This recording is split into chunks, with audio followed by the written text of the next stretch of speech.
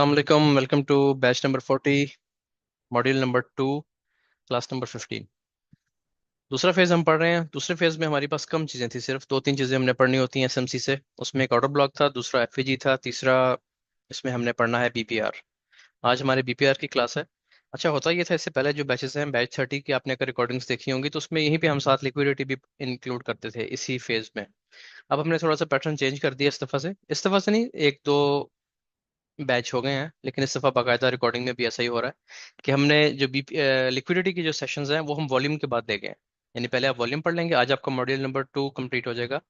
Monday से इंशाल्लाह हमारा स्टार्ट हो जाएगा फेज 3, जिसमें हम वॉल्यूम पढ़ना शुरू करेंगे।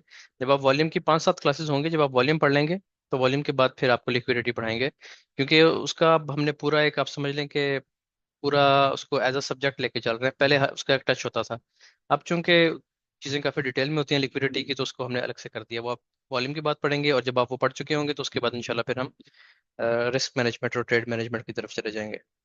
आज की क्लास इंपॉर्टेंट इसलिए है क्योंकि सबसे स्ट्रॉन्ग ट्रेड आपको एसएमसी में, आईसीटी में इसी पैटर्न पे मिलती है।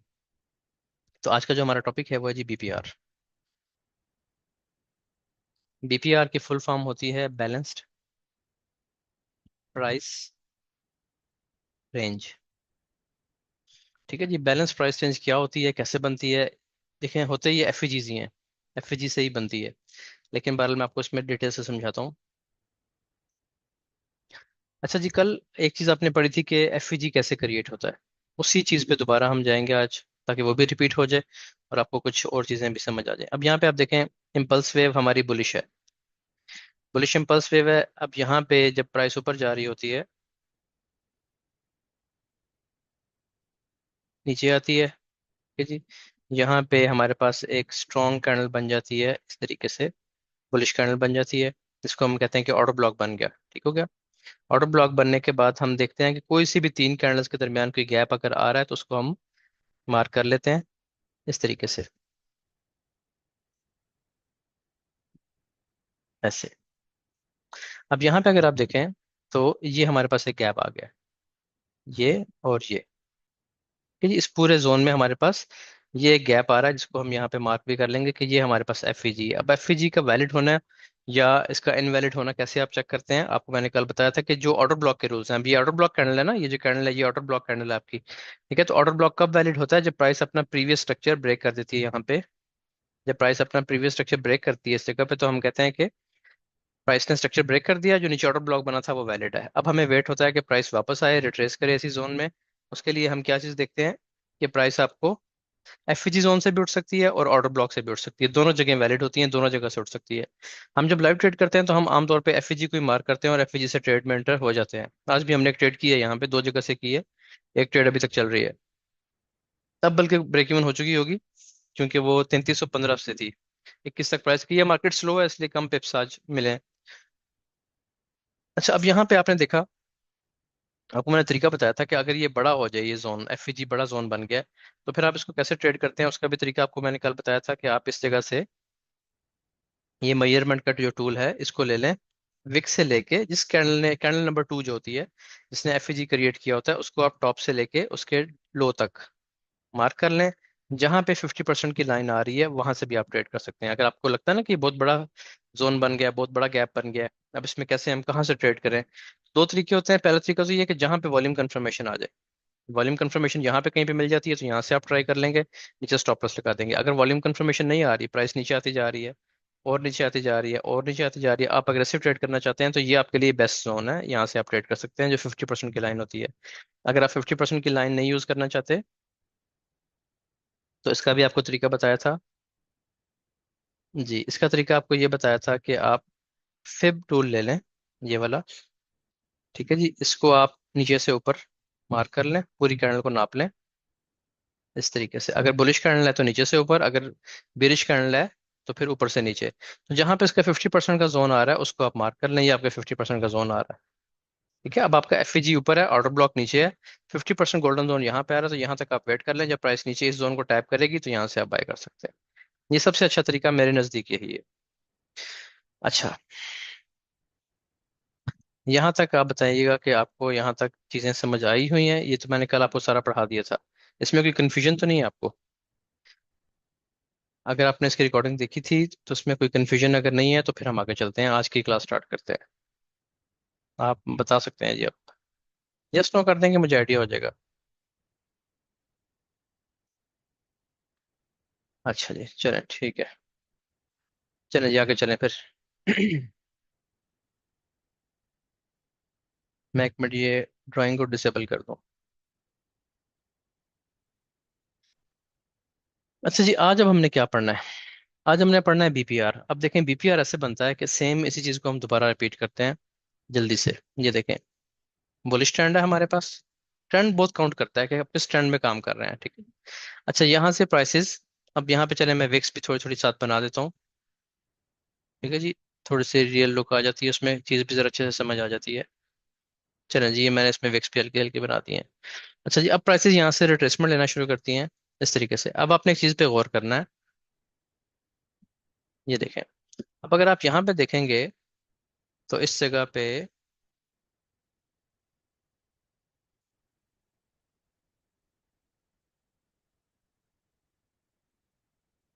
हाँ जी, अब आपने देखना है कि लास्ट थ्री कैंडल्स जो मैंने रेड कैंडल्स बनाई हैं, इसमें एक एफईजी बन रहा है। ठीक है जी, वो एफईजी कहाँ बन रहा है, मैं आपको बना कर दिखाता हूँ। चलिए जी, ये तीन कैंडल्स हमारे पास बनी है इस तरीके से। ठीक है जी, अब इसमें एक एफईजी क्रिएट हो गया। किस जगह पे क्रिएट हुआ एफईजी? ये देखें, अगर आप इस जगह पे ध्यान दें तो ये आपका एफईजी जोन बन गया। ठीक है, यहाँ पे कोई विक नहीं लगी ना, प्राइसेस ने खाली छोड़ा है ये इस जगह को। यहाँ पे कोई विक नहीं लगी। इसका मतलब है कि ये एक एफईजी बन गया। हाँ, इसको हम यहाँ पे लिख लेते हैं एफईजी। यह लिखने की जरूरत नहीं है, चार्ट गंदा हो जाएगा, बस ये आपको पता चल गया कि एक एफईजी आपके पास सेल साइड पे बन गया। ठीक है। अच्छा, अब नेक्स्ट कैंडल बनाते हैं यहाँ पे। नेक्स्ट कैंडल बनाते हैं, फिर आपको चार्ट पर दिखाता हूँ उसके बाद। ये हमारे पास आ गई जी नेक्स्ट कैंडल। ये कर लें, चलें, पूरी नहीं बनाते, पूरी इनगल्फिंग नहीं करते। एक कैंडल ये बन गई, दूसरी कैंडल बन गई ये। ठीक है जी, तीसरी कैंडल बन गई ये। समझ आ गई? अब इसमें भी एक एफएजी बन रहा है। इसमें एफएजी कहाँ पे बन रहा है वो भी आपको बना के दिखा देता हूँ। ये जैसे एक विक है, इसकी ये विक है। ठीक है, इसमें भी एक एफएजी बन रहा है। इसका एफएजी भी यहाँ पे मार्क कर लेते हैं हम। इसका एफएजी आ गया जी इस विक से लेके, जो दूसरा एफएजी बना है, इस विक से लेकर और इस विक तक, ये भी एक एफएजी बन गया। अब आपने देखा कि पहले एक सेल साइड पे एफएजी बना। अच्छा, इसमें देखें, देखने की चीज ये होती है, अभी आपने घबराना नहीं है कि सेल साइड पे एफईजी बन गया, क्योंकि एफईजी तब वैलिड होता है जब प्राइस अपना लो ब्रेक कर देगी, तभी वैलिड होगा ना। इंटरनल या एक्सटर्नल कोई स्ट्रक्चर ब्रेक करे, कम से कम इंटरनल स्ट्रक्चर तो ब्रेक हुआ हो ना। तो यहाँ पे तो कोई स्ट्रक्चर ब्रेक नहीं हुआ, तीन चार कैंडल्स बनी है, उनके दरमियान में एक एफईजी आ गया। ठीक है, अब उसी के अगेंस्ट दोबारा प्राइस बुलिश हो गई, और बुलिश मार्केट में इसी एफईजी के सामने एक और एफईजी बन गया। अब देखें, दोनों तरफ तीन तीन कैंडल्स पूरी कर लें। इसकी तीन कैंडल्स ये हैं, वन, टू एंड थ्री। तीन कैंडल्स यहाँ पे आ गई। उसके अगेंस्ट अगेंस्ट तीन कैंडल्स और बन गई हैं, एक ये वाली, एक ये वाली और एक ये वाली। एफईजी के सामने एफईजी आ गया। अब एक चीज होती है ओवरलैप, यानी ओवरलैप ये है कि एक पहले एफईजी बना हुआ है, उसके आगे एक और एफईजी बन गया, तो दोनों का जो मुश्तरक हिस्सा है उसको हम मार्क कर लेते हैं। दोनों का जो कॉमन पार्ट है उसको हम मार्क कर लेते हैं, वो ये बन रहा है। देखें, ये दो कैंडल्स, छोटा वाला जाहिर है कॉमन होगा। ये देखें, ये कॉमन पार्ट है। ये वो एरिया है जो दोनों में एफईजी है। ठीक है जी, ये वो जोन आ गया आपके पास जो कि दोनों में एक कॉमन एफईजी है। आपको समझ आ गई इस बात की? देखें, एक एफएजी यहाँ पे बना और एक यहाँ पे बना, तो बड़े वाले को छोटा कर लिया हमने। कैसे छोटा किया कि जो मुश्तरक हिस्सा आ रहा है, इसका मुश्तरका हिस्सा या कॉमन पार्ट, इसका पोर्शन आ रहा है, उसको हमने मार्क कर लिया कि ये हमारा बीपीआर है। अब इसको आप कहेंगे कि ये हमारा बीपीआर है, यानी बैलेंस्ड प्राइस रेंज है ये। अच्छा, अब इसकी शर्त क्या होती है? बीपीआर बनने की शर्त क्या होती है? ये बहुत इंपॉर्टेंट है। शर्त ये होती है कि जो पहला बीपीआर बना था ना आपके पास, शर्त ये है जी कि जो आपके पास ये पहला बीपीआर बना था, ये वाला, यहाँ, सॉरी एफईजी, यहाँ से मैं ब्लैक कलर की पेंसिल ले लूँ, यहाँ से लेकर और यहाँ तक जो आपके पास ये एफईजी बना था, ठीक है, इसके ऊपर प्राइस क्लोज करे। दूसरी कैंडल जो है ना, पहली कैंडल ये थी, दूसरी कैंडल इसके ऊपर क्लोजिंग दे, इस कैंडल के ऊपर क्लोजिंग दे। अगर कैंडल के ऊपर नहीं दे रही तो कम से कम जो एफईजी का जोन है ना उसके ऊपर क्लोजिंग दे। ठीक है, यानी इस लाइन के, इस ब्लैक जो पहली ब्लैक लाइन लग गई, इसके ऊपर क्लोज होना बहुत जरूरी है। अगर इसके ऊपर क्लोजिंग नहीं होगी तो फिर ये अच्छा बीपीआर नहीं बनेगा। दो कैंडल्स बन गई, तीसरी कैंडल फिर बने। अब एफईजी बन गया, बनता है 3 कैंडल्स में, लास्ट 3 कैंडल्स में। तो कैंडल नंबर 1 या 3 ये हो गई, 2 ये हो गई, और एक कैंडल ये होगी। लास्ट 3 कैंडल्स में जो बीपीआर एफईजी बना है उसको आपने मार्क करना है। वो एफईजी बन रहा है यहाँ से लेके यहाँ तक, उसी के दरमियान आ रहा है पिछला एफईजी यहाँ से लेके यहाँ तक। तो जो कॉमन पार्ट है इसका, उसको आपने मार्क कर लिया, ये आपका बीपीआर कहलाएगा। अब यहाँ पे दो तीन चीजें क्लियर करनी है आपने। अब देखें, जरूरी नहीं है कि 3 कैंडल्स के सामने ही 3 कैंडल्स बने, एक और चीज भी बन सकती है। अभी तो मैंने 3 कैंडल्स के सामने 3 कैंडल्स बनाई है। अब मुमकिन है एक और चीज बन जाए, वो ये हो सकती है, यहाँ से प्राइस उठती है और ऐसे क्लोज कर देती है। अभी भी तो वही चीज बन गई, इसके बाद एक कैंडल और ऊपर क्लोज कर देती है ऐसे। ये ले, अब क्या बना है, दोबारा नजर देखें। अब क्या बना है जी आपके पास, समझे जरा, इस चीज को गौर से समझना है। अब एक कैंडल, 2 कैंडल, 3 कैंडल, दरमियान में एफईजी आ गया, वो आपने मार्क कर लिया, यहाँ से लेके यहाँ तक ही आपने मार्क कर लिया, एफईजी बन गया। अब यहाँ पे 3 कैंडल्स कैसे पूरी होंगी, एक कैंडल, दूसरी कैंडल और तीसरी कैंडल। यानी यहाँ से भी तीसरी कैंडल थी, फर्स्ट सेकंड थर्ड, या थर्ड सेकंड फर्स्ट, कोई भी आप नंबरिंग कर लें, वो कोई मसला नहीं है। ठीक है, तो यहाँ पे 3 कैंडल्स के दरमियान मैंने आपको कहा था कहीं से भी 3 कैंडल्स पकड़ लें, उनके दरमियान में अगर गैप है तो वो एफईजी है। अब ये 3 कैंडल्स आपने पकड़ी, 1, 2, 3, इनके दरमियान में एफईजी आ रहा है, बात खत्म हो गई यहाँ पे। अब अगली जो 3 कैंडल्स हैं, 1, 2, 3, इस कैंडल को मैं 2 बार काउंट कर रहा हूँ, जो रेड कैंडल है 2 बार काउंट कर रहा हूँ, पिछले एफईजी के साथ भी और नेक्स्ट एफईजी के साथ भी। ये पहले वाले के लिए कैंडल नंबर 3 है और नेक्स्ट वाले के लिए कैंडल नंबर 1 है। 1, 2, 3, 3, 2, 1।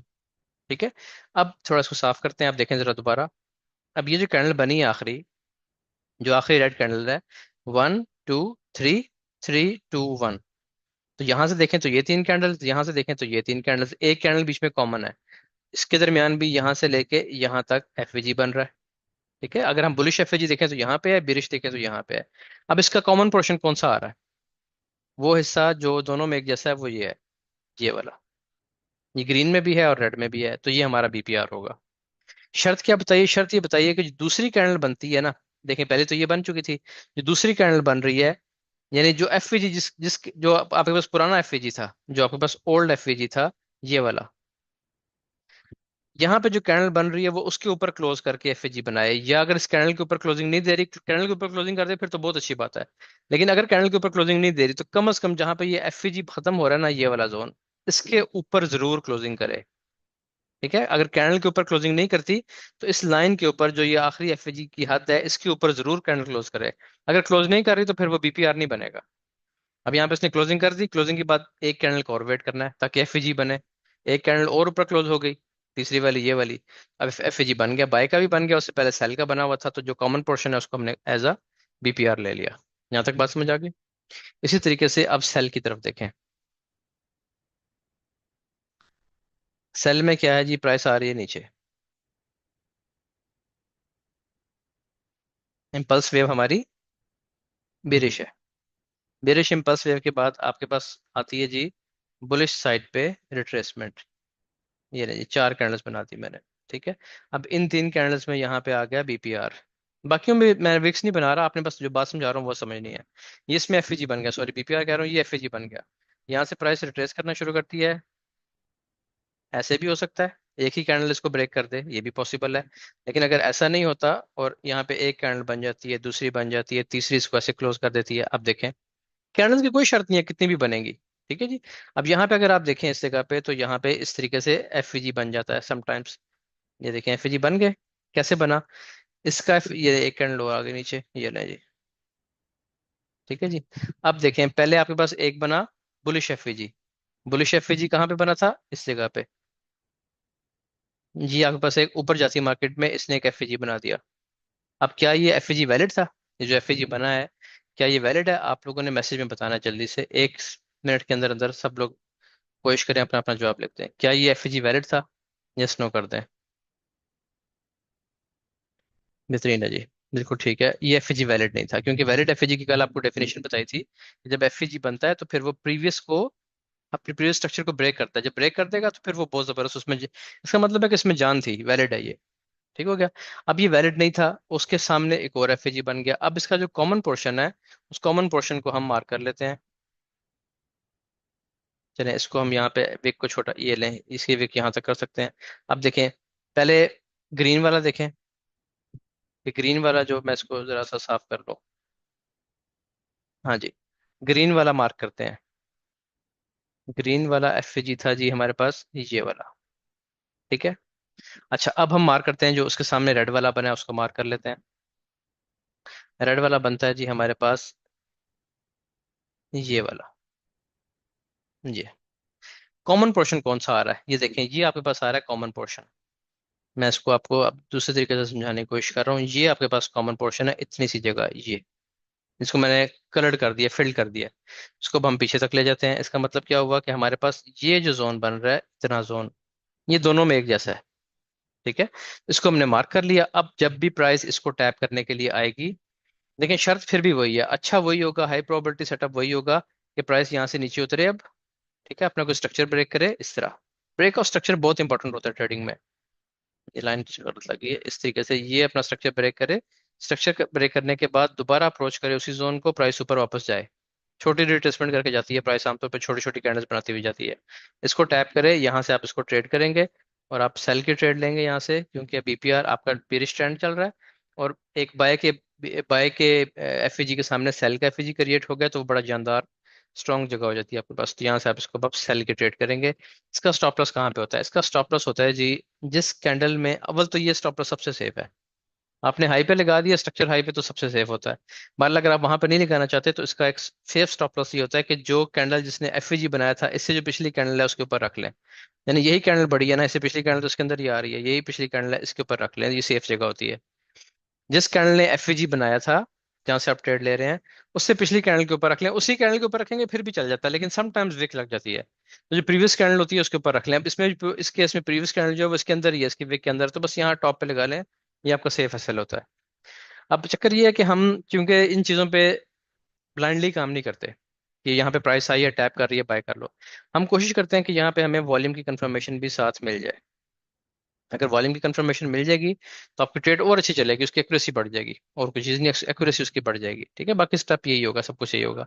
तो वॉल्यूम कंफर्मेशन इंशाल्लाह हम मंडे से पढ़ना शुरू करेंगे कि वो कैसे देखी जाती हैं, क्या चक्कर होता है उसमें। अच्छा, अब इसकी कुछ एग्जांपल्स मैं आपको दिखा देता हूँ, उससे आपको चीज़ों का आइडिया अच्छे तरीके से हो जाएगा। चलिए पहले हम चलते हैं। अच्छा, ये किस टाइम फ्रेम में देखना है आपने? ये आप 3 मिनट से लेके 15 मिनट तक देखें, बहुत अच्छा काम करेगी, क्योंकि आपको कोई ट्रेड एंट्री के लिए चाहिए होता है ना, बीपीआर आपको चाहिए कि आपने ट्रेड किस जगह से करनी है, आपका लेवल मार्किंग के लिए इस्तेमाल होता है। तो लेवल मार्किंग जब आप कर लेते हैं, प्राइस वहां पहुंचती है, तो आपको छोटे टाइम फ्रेम देखने चाहिए, 5 मिनट, 15 मिनट। इससे ऊपर पे जाएंगे तो फिर वो सेटअप्स बनने की तादाद, उनकी रेशो बहुत कम हो जाएगी। ठीक है। तो अब हम चलते हैं जी, पहले 3 मिनट पे देख लेते हैं। ये देखें जी अब। अच्छा, ओवरऑल अगर आप देखेंगे ना, तो प्राइस नीचे से ऊपर आ रही है। ठीक है जी, यहाँ से प्राइस ने देखे ना, ओवर बुलिश ट्रेंड में चल रही है। यहाँ पे इसने की रिट्रेसमेंट ली है, ये लिक्विडिटी स्वीप, इसको लिक्विडिटी स्वीप कहते हैं। जो प्राइस अपने किसी सपोर्ट के नीचे आती है, यहाँ से उठती है दोबारा, तो ये लिक्विडिटी स्वीप होता है। इसको कैसे पहचानते हैं अभी आपको बताएंगे। उसके बाद प्राइस फिर ऊपर गई है, दोबारा देखें, फिर लिक्विडिटी स्वीप हुआ है, ये सपोर्ट के नीचे आती है प्राइस, ये देखें, ये सपोर्ट है ना आपकी, इसलिए इसको हमने बढ़ा दिया, क्योंकि लिक्विडिटी पे मार्केट बहुत काम करती है।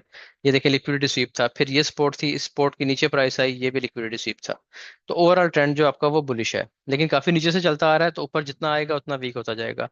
अब यहाँ पे आप देखें कि जो हमारी ये डीप रिट्रेसमेंट आई है, जिसने लिक्विडिटी स्वीप की है, उसमें यहाँ पे एफईजी बना है। अब एफईजी तो यहाँ पे भी बना है, ये देखें, ये एफईजी बना है आपका। ठीक है, उसके सामने भी एफईजी है, तो ये भी तो बीपीआर था। ठीक है, फिर ये भी बीपीआर था, ये देखें, ये एफईजी बना आपका नीचे गिरती हुई मार्केट में, उसके अगेंस्ट एक और एफईजी बन गया। ठीक है, ये भी बीपीआर था। तो कौन से वाला वैलिड है? आपको मैंने एक चीज बताई थी, आपने याद रखनी है, ये बहुत इंपॉर्टेंट चीज होती है। वो ये होता है कि जब ब्रेकआउट स्ट्रक्चर होता है ना, अब यहाँ पे देखें, ये ब्रेकआउट स्ट्रक्चर हो रहा है, प्राइस यहाँ पे अपना इसने कंफर्म लो ब्रेक कर दिया इस जगह पे। ये, तो जब ब्रेकआउट स्ट्रक्चर होता है, मैंने आपको बताया था कि इस जगह पे, इसके थोड़ा सा नीचे या इसके थोड़ा सा ऊपर, यानी ये जो पूरा जोन होता है ना, ये जो ब्रेकर ब्लॉक जिसे हम कहते हैं, या जिसको हम कहते हैं कि ये एज सपोर्ट थी, इसको अब एज अ रेजिस्टेंस काम करना था। जो ऐसी जगह होती हैं, इन जगहों पे, यानी ब्रेकर ब्लॉक, इन जगहों पे जो एफवीजीज बनते हैं, ऑर्डर ब्लॉक बनते हैं, वो इंपॉर्टेंट होते हैं। इसके थोड़ा सा ऊपर भी हो सकता है, थोड़ा सा नीचे भी हो सकता है, ये दोनों ठीक होते हैं। अब ये वाला ऊपर था। दूसरी बात ये है कि जो स्ट्रक्चर लेवल में बनेगा, स्ट्रक्चर लो पे या इस ब्रेकर ब्लॉक पे, वो इंपॉर्टेंट जगह होती है, या इस जगह पे बन जाए या इस जगह पे बन जाए। ठीक है, तो वो इंपॉर्टेंट होता है। अब ये क्यों नहीं चला? इसलिए नहीं चला कि बीपीआर तो ये भी था ना। अभी आपको चले पहले ट्रेड समझ लें, उसके बाद अगली बात करते हैं। आपने देखा जी कि ये हमारे पास एक एफईजी था, इसके आगे प्राइस ने एक और एफईजी बना दिया। अब जो ये वाला एफईजी था वो तो इतना ही था, यहाँ से लेके यहाँ तक। ठीक है जी, प्राइस ने यहाँ पे गैप छोड़ दिया। इसके अगेंस्ट जो एफईजी बन रहा है वो बन रहा है यहाँ से लेकर और यहाँ तक, वो बड़ा बन रहा है। तो कॉमन पोर्शन दोनों का कौन सा है? तो कॉमन पोर्शन आपको नजर आ रहा है कि दोनों में कॉमन पोर्शन तो सिर्फ ये है, ये जो पहले भी एफईजी था और बाद में भी एफईजी था, वो ये जोन है। ठीक है जी। अब आप यहाँ पे देखते हैं कि प्राइस ने उसी जगह पे टैप किया वापस आके, यानी प्राइस पहले तो ऊपर गई है, ये देखें, इस जगह को ब्रेक किया। ठीक है, स्ट्रक्चर को ब्रेक किया, जब ब्रेक कर दिया तो ब्रेक करने का मतलब ये है कि अब ये वैलिड है, अब इसमें जान आ गई है। ठीक है, फिर प्राइस वापस आई है, उसी जोन को टैप किया। स्टॉप लॉस कहाँ पे लगाएंगे? मैंने बताया था कि जो एफईजी होता है ना आपका, एफईजी वाली कैंडल होती है, उसके नीचे भी लगा सकते हैं, और उससे पिछली कैंडल के नीचे लगाएंगे तो और भी सेफ हो जाएगा। ये इसका सेफ है सेल है, अगर आप यहाँ से ट्रेड कर रहे हैं विदाउट एनी फर्दर कंफर्मेशन। ठीक है, तो ये यहाँ से आप ट्रेड कर सकते हैं। नीचे आप इसका स्टॉप लॉस लगाएंगे अगर आप वॉल्यूम को भी नहीं देख रहे तो ये प्राइस गई है थोड़ा बहुत, इसने इसको स्वीप किया दोबारा, लेकिन हमारे स्टॉप लॉस तक नहीं आई, और यहाँ से इसने दोबारा आपको ट्रेड दे दी अपने इस शोल्डर हाई तक। मैं आपको शोल्डर हाई बताऊंगा कि ये क्यों हम इस्तेमाल करते हैं। आज इस एग्जांपल की आपको समझ आई? अब सवाल इसमें क्या पैदा हो रहे हैं? सवाल ये पैदा हो रहा है कि जी बीपीआर यहाँ पे क्यों नहीं काम कर रहा? ये भी तो एफएजी था और ये भी एफएजी था, इन दोनों का जो कॉमन पोर्शन है उसको हम मार्क कर लेते हैं। ये हमने कॉमन पोर्शन को मार्क कर लिया। ठीक हो गया जी। अब इसने क्यों नहीं काम किया? यहाँ पे प्राइस जब दोबारा टैप करने आई है तो यहाँ पे तो उसने एक छोटी सी कैंडल बनाई और नीचे आ गई। ठीक हो गया। इसकी वजह ये होती है, आपको मैंने एक तो ये बहुत इंपॉर्टेंट जगह होती है, ये जगह बहुत इंपॉर्टेंट होती है, हमेशा आपने याद रखनी है। ये जगह इसलिए इंपॉर्टेंट होती है, अगर आप प्राइस एक्शन में जाए ना, जो पुराने लोग काम करते हैं, तो ये इनवर्ट हेड एंड शोल्डर जो होता है ना, इनवर्स हेड एंड शोल्डर, ये वो चीज़ भी बन रही होती है। ये काम नहीं करती ना, इसको हम देखते हैं, लेकिन ये आपने बात याद रखनी है कि जब भी प्राइस ये शक्ल बनाती है, ये, तो ये बहुत इंपॉर्टेंट जोन होता है, ये भी और ये भी, ये इंपॉर्टेंट जगह होती हैं। अब यहाँ पे क्या है? यहाँ पे तो कोई चीज़ हमें नजर नहीं आ रही, लेकिन यहाँ पे नजर आ रही है नीचे वाले शोल्डर पे। तो दूसरी बात आपको जो बताई थी वो ये बताई थी कि सबसे पहला पॉइंट ऑफ इंटरेस्ट आपका ये है। ठीक है, तो ये सेम तरीके से काम करती है ये चीज़ बिल्कुल।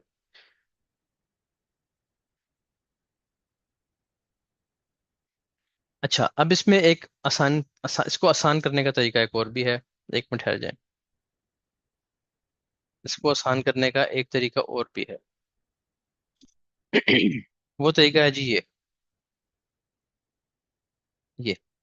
यहाँ पे अगर आप देखेंगे ना, तो हमारे पास ये 2 बार रिवर्सल बन रहा है, यानी एक स्ट्रॉन्ग एनगल्फिंग आ रही है। यहाँ पे ऐसा कोई सान नहीं आया, हम 3 मिनट में देख रहे हैं ना।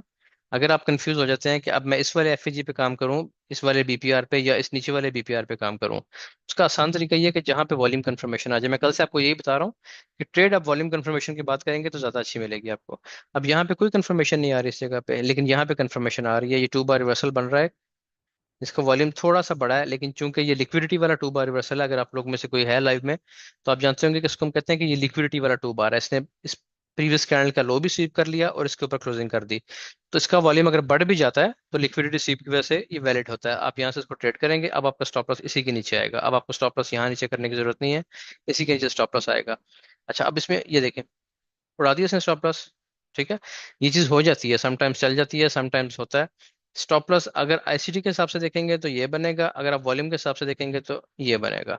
हम यहाँ पे करते ही हैं कि जब हम स्टॉप लॉस लगाते हैं 10-12 पिप्स का गैप रख लेते हैं, सिर्फ इसलिए कि अगर प्राइस दोबारा कोई आती है, कोई छोटी मोटी विक लगाती है, तो वो स्टॉप लॉस हिट ना करे। अगर हो भी जाता है, दोबारा हो भी जाता है, तो दोबारा एंट्री मिल सकती है, आप किसी भी फर्दर कंफर्मेशन के बाद आप दोबारा भी ट्रेड कर सकते हैं। बहरहाल इसका ये टारगेट होता है। अभी हम चूंकि वॉल्यूम की कंफर्मेशन नहीं देख रहे, अभी आप इसको देखें, इसको समझें, बस जहाँ पे आपको वॉल्यूम बता दे वहां से भी कर सकते हैं। अदरवाइज मैं आपको जो बात बता रहा हूँ उसको भी नजर में रखें कि जो ये वाले जोन्स होते हैं ये इंपॉर्टेंट होते हैं, स्ट्रक्चर लेवल्स इंपॉर्टेंट होते हैं बस।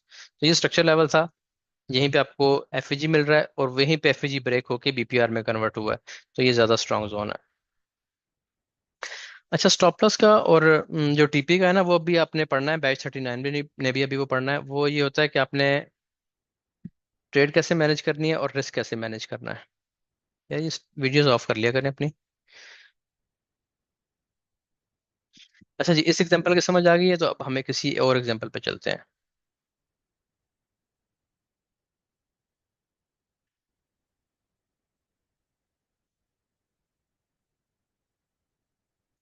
अच्छा जी, और एग्जांपल हम देखते हैं जी, छोटे टाइम फ्रेम में मैंने 5 मिनट में भी निकाल के रखी हुई है, बिल्कुल रिसेंट जो एग्जांपल्स हैं।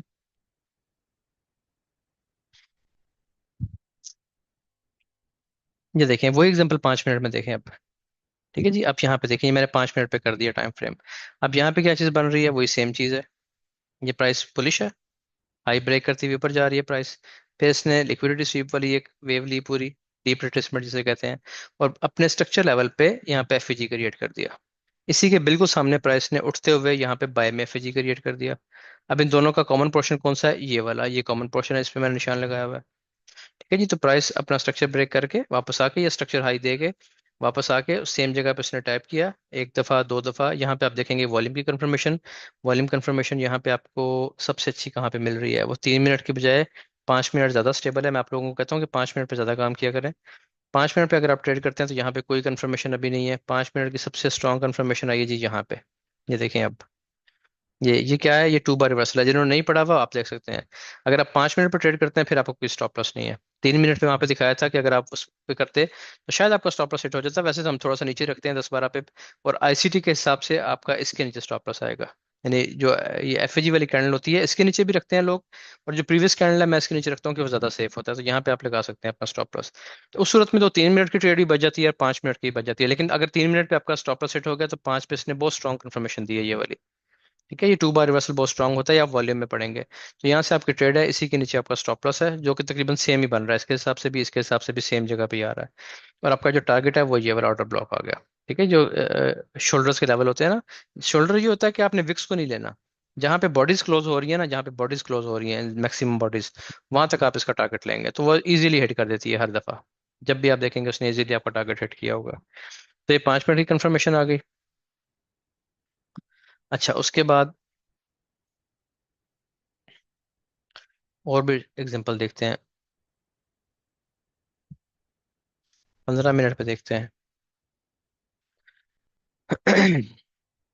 ना जी, यहाँ पे देखें जरा 15 मिनट की एग्जांपल।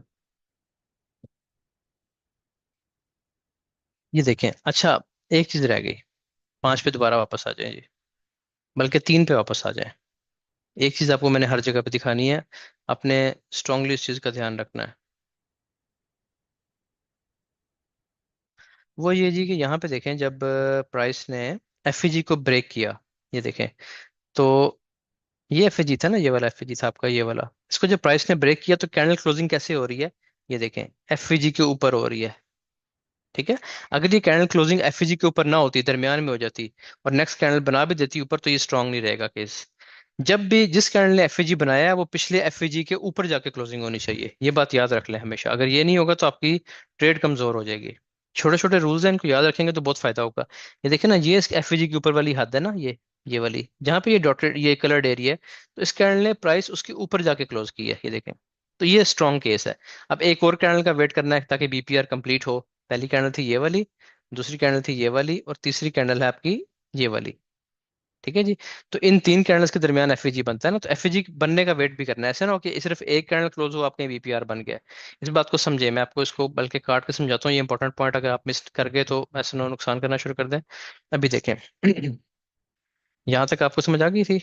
वॉल्यूम को मैं ऑफ कर देता हूँ क्योंकि वॉल्यूम अभी हमने पढ़ा ही नहीं है, इसलिए इसको डिस्कस नहीं कर रहे। चलें एक एक करके आगे चलते हैं अब।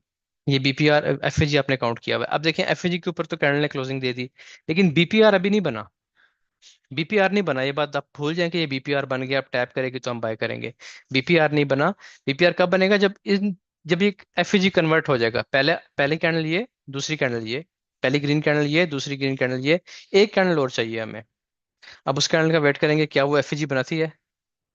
ये देखें, इसने एफएजी बना दिया। एफएजी कहाँ से, इस विक से लेके और इस लो तक ये एफएजी बन गया। अब एफएजी के सामने एफएजी मुकम्मल हो गया है, तो जो कॉमन पोर्शन है उसको आप पकड़ लें। समझ आ गई, 3 मिनट के हिसाब से आपने सर देख लिया। अब आ जाए 5 मिनट में। ये देखें 5 मिनट में क्या है, सेम चीज। देखें, एफएजी था ये वाला, एफएजी के ऊपर प्राइस ने ब्रेक किया और एक कैंडल और बना दी। ठीक हो गया जी। अब अगर आप बाय का एफएजी देखेंगे तो बाय का एफएजी हमारे पास कितना बन रहा है, मैं यहाँ पे मार्क कर देता हूँ। बाय का एफएजी है जी हमारे पास यहाँ से लेके और यहाँ तक, ये बाय का एफएजी है, ये वाला। और सेल का एफएजी ये वाला है। तो जहां पे ये जो गहरा कलर हो गया, ऑटोमेटिकली ये आपका पीपीआर बन गया। अब प्राइस इसको जब टैप करेगी तो यहाँ से आपने बाय करना होगा। इसको थोड़ा सा आगे चला लें। ये देखें, प्राइस स्ट्रक्चर ब्रेक करके आई है ना। ये इसने हाई ब्रेक कर दिया ऊपर, कैंडल क्लोज कर दिया पिछले स्ट्रक्चर के ऊपर। अच्छा अभी भी ना इसमें थोड़ी ये चीज आपको मैं बताऊंगा जब हम लाइव में आएंगे। इसके ऊपर अगर प्राइस ने विक लगा दी, यही बात चले स्ट्रक्चर की बात है, एक बार याद रख लें आप भी, अगर इसके ऊपर इसने विक लगा दी है, ब्रेक नहीं किया अभी तक, तो अब यहाँ पे जरूरी है कि बाय की कैंडल इसको ब्रेक करे या ना करे, इसका ब्रेकआउट जरूरी है स्ट्रक्चर के शिफ्ट होने के लिए। ये जो विक्स लग गई है ना, अब आपका हाई ये बन गया है, इसको अब आप भूल जाए। ठीक है, इसको छोड़ दें, अब आप खत्म कर दें। वैसे आपका स्ट्रक्चर हाई यही था ना, प्राइस ने एक रिट्रेसमेंट ली डीप, इसके ऊपर क्लोजिंग नहीं हुई बल्कि विक्स लग लग के नीचे आ रही हैं, तो अब आपने सेफ, तब आपका इस ब्रेक ऑफ स्ट्रक्चर माना जाएगा जब प्राइस अब इन विक्स के ऊपर भी क्लोज कर देगी ऐसे। वो यहाँ पे इसने नहीं किया, मेरा ख्याल है नहीं किया, ठहर जाए चेक कर लेते हैं। हाँ नहीं किया, ठीक है। लेकिन ये क्योंकि बुलिश हमारा ट्रेंड चल रहा है, आप पीछे देखें तो प्राइसेस बुलिश हैं, ठीक है, देखें ना कितनी नीचे से आती जा रही हैं। तो ट्रेंड के साथ जब ये काम होता है ना, तो फिर ये एफईजी बड़े स्ट्रांग हो जाते हैं। अगर अगेंस्ट द ट्रेंड सेम चीज बन रही है, प्राइस अपना स्ट्रक्चर ब्रेक किए बगैर आ जाए, तो फिर वो वैलिड नहीं होगा इस जगह पे। समझा कि यानी ये विक्स का ब्रेकआउट जरूरी होता है। बहरहाल इसको अगर आप देखेंगे तो प्राइस ने ब्रेक कर दिया, इसके ऊपर अगर आप लाइन लगाते हैं ना, तो देखें ग्रीन कैंडल ऊपर क्लोज हो रही है, लेकिन ये मोमेंटम कैंडल नहीं है, मैं इसको ब्रेक ऑफ स्ट्रक्चर नहीं मानता। बेहतर यही होता है कि यहाँ पे जो विक्स लग रही हैं जब वो ब्रेक हो जाए, फिर आप कहें कि हाँ ब्रेक ऑफ स्ट्रक्चर अब इस जगह पे हो चुका है। लेकिन ये ट्रेड क्यों चल रही है इस जगह पे, कि एक तो बीपीआर वैसे ही स्ट्रांग है, दूसरा बना अच्छी जगह पे स्ट्रक्चर लेवल पे बना है, तीसरी बात ये कि जो ट्रेंड का धक्का है ना, वो भी तो प्राइस को उठाएगा ना। ट्रेंड की पावर भी तो कोई चीज है, तो वो यहाँ पे शामिल हो जाती है। तो विद द ट्रेंड ट्रेड में आपने वीक कंफर्मेशन भी पकड़ ली है, वो भी चल जाती है। अगेंस्ट द ट्रेंड ट्रेड में आपने स्ट्रॉन्ग कंफर्मेशन पकड़ी है, वो भी फेल हो जाती है। इस चीज का आपने ख्याल रखना है बस। अच्छा जी, इसको यहाँ से बंद करते हैं जी। अब आप आ जाते हैं M15 में।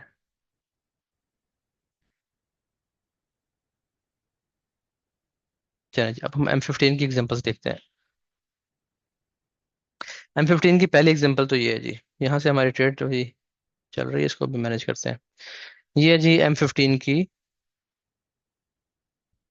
ये देखें, ये प्राइस ने इस जगह पे एफईजी बनाया, और ये प्रीवियस जो आपकी ये जो सपोर्ट है, इसका ब्रेकआउट नहीं हुआ अभी, ये देखें।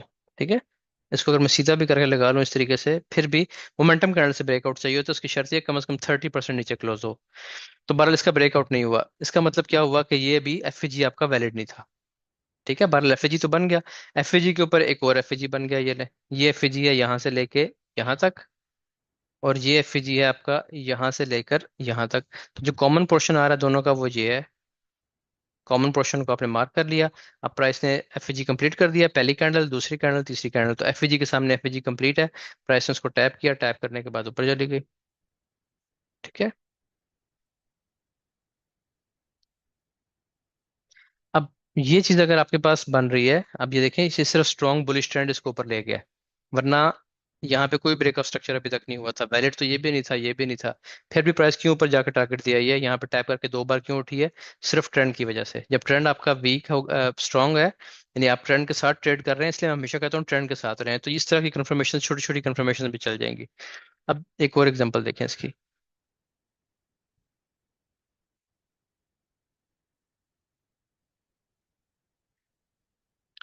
यहाँ पे देखें जी। ये एग्जांपल मैंने इसलिए यहाँ पे, पीछे एग्जांपल्स बीच में दरमियान में और भी हैं, इसको मैंने क्यों चूज किया उसकी आपको वजह बता देता हूँ। जब प्राइस कभी गैप से ओपन होती है ना, इसको अगर आप टाइम देखेंगे तो ये सुबह का टाइम होगा, ठहरे मैं इसको यहाँ पे कर्सर लेके आता हूँ, और शायद मंडे हो। ये है जी 3 जुलाई, थर्सडे है, जुमेरात है।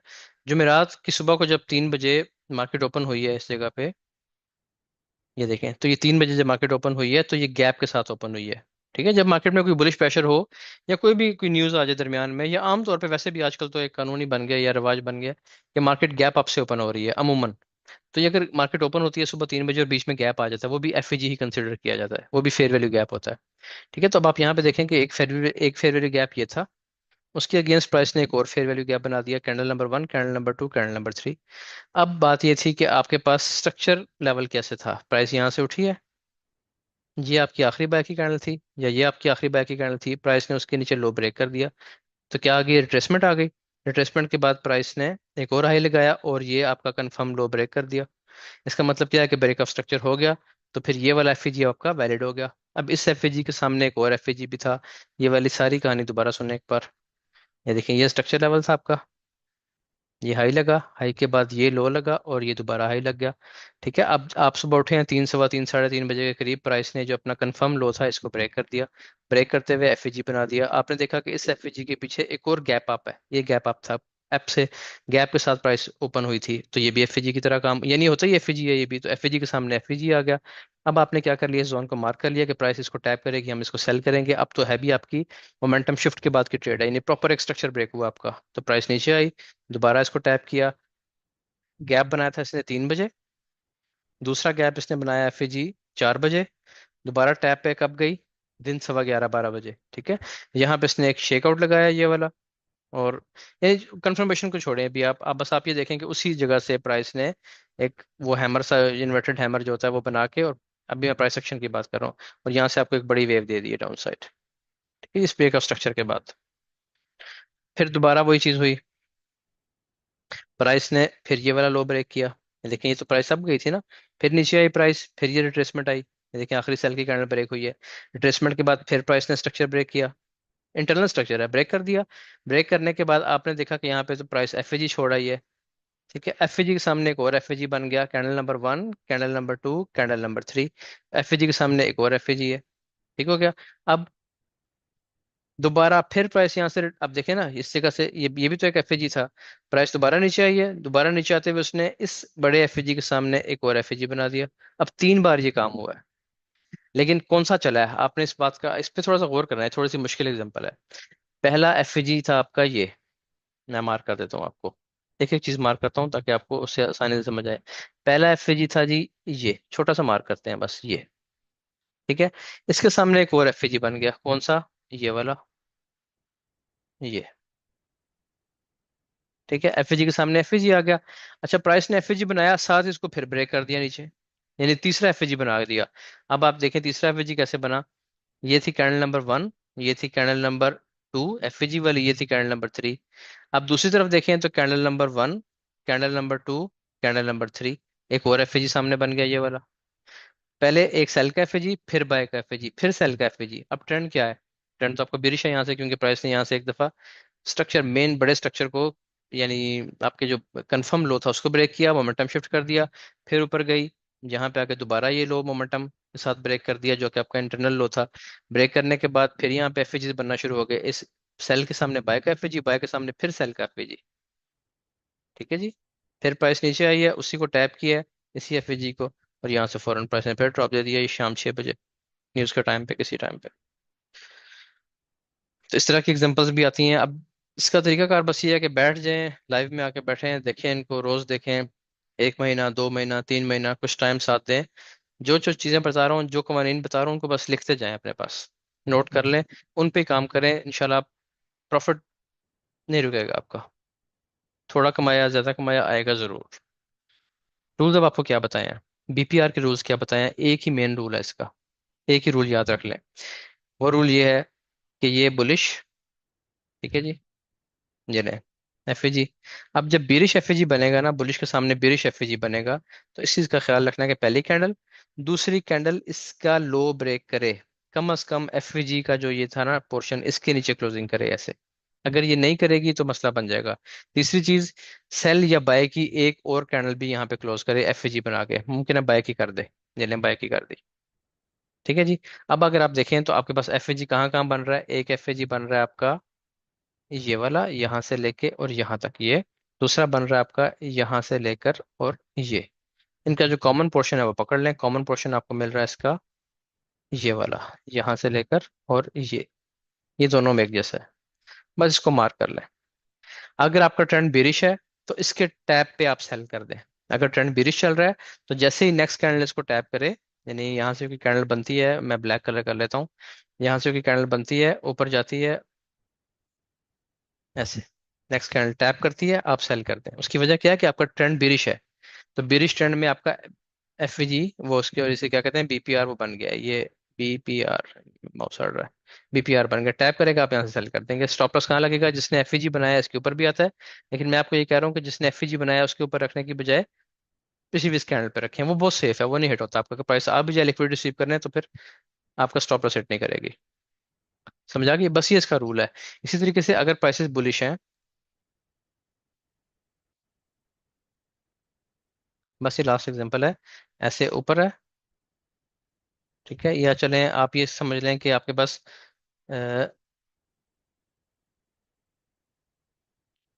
1 सेकेंड।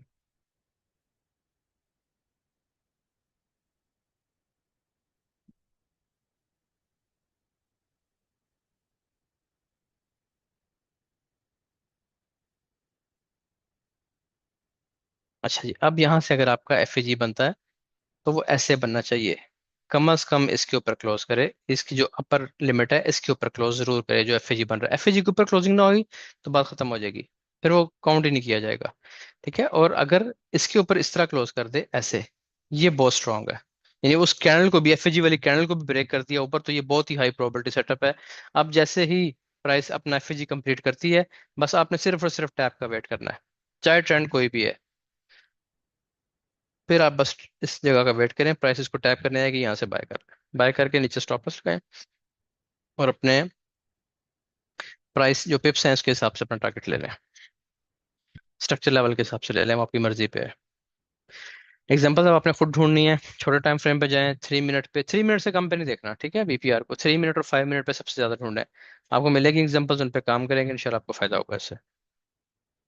अब इसमें एक टाइप और होती है इन्वर्जन वाली, इन्वर्जन वाली टाइप भी होती है, लेकिन उसको भी हम नहीं पढ़ रहे, उसको इंशाल्लाह लाइव भी पढ़ेंगे उसको आगे चल के।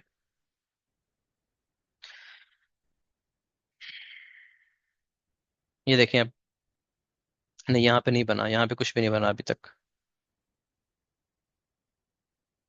चलें जी, इसको बस अभी यहाँ पे रोकते हैं, रिकॉर्डिंग को स्टॉप करते हैं, और नेक्स्ट आपसे मैं बताता हूँ कि अपने नेक्स्ट क्या करना है आप। बल्कि रिकॉर्डिंग में बताता हूँ, वो ये है कि कल अब आपका होगा क्वेश्चन आंसर सेशन, ठीक है, कल फ्राइडे है, आपको फ्राइडे का बताया था क्वेश्चन आंसर सेशन का। अब आपने करना ये है कि जिस तरह आप यहाँ पे ना कमेंट्स में, क्लास स्टार्ट होने से पहले वो मैसेज आए हुए थे कोई दो चार, उन्होंने एक पूरा स्क्रीनशॉट लिया हुआ है, प्रॉपर आपने स्क्रीनशॉट लेना है, स्क्रीनशॉट लेके उस पर अपना सिनेरियो ड्रॉ किया हुआ है कि जी ये कैंडल्स हैं, ये कैंडल्स है, यहाँ से एंट्री है, यहाँ से सब कुछ है। तो इस तरह की एक स्नैपशॉट लेके और उस पर आप अपना क्वेश्चन लिख देंगे कि जी ये मेरा सवाल है। कोशिश करें कि क्वेश्चन वो हों जो मैं क्लास में नहीं बता सका आपको, वैसी चीज़ जो मैंने क्लास में नहीं बताई, वरना मैं कोशिश करता हूँ कि बिल्कुल छोटे से छोटी डिटेल भी आपको बताऊँ यहाँ पे। तो अगर आपने क्लासेस ध्यान से देखी होंगी तो आपके क्वेश्चंस मिनिमम होंगे, बहरहाल चलें, फिर भी आप पे पाबंदी नहीं है कि आप सवाल करें या ना करें। आपको जो क्वेश्चन कोई जगह पे कन्फ्यूजन आ रही है, आप वहाँ पे वो उसका स्क्रीनशॉट लेके और आ जाएंगे, कल इंशाल्लाह आपको मैं 1 बाय 1 म्यूट करके जितने लोगों के भी क्वेश्चंस होंगे, आपकी जो सवाल होगा उसको ओपन करके और उसका जवाब देंगे इंशाल्लाह। असल में आपको ऐसे बता दूं कि जब आप लाइव में आएंगे ना, असल लर्निंग वहीं पे होगी, यहाँ पे हम सिर्फ एग्जांपल्स ही देख सकते हैं। जब आप वहां बैठेंगे, रोज 3-4 घंटे बैठेंगे, उसमें लॉस भी होगा, प्रॉफिट भी होगा, लेकिन इंशाल्लाह ओवरऑल आप प्रॉफिट में रहेंगे हमेशा। और असल समझ भी, असल लर्निंग भी वहीं पे होगी। चलें जी, मिलते हैं इंशाल्लाह नेक्स्ट क्लास में कल, तब तक के लिए अल्लाह हाफिज़।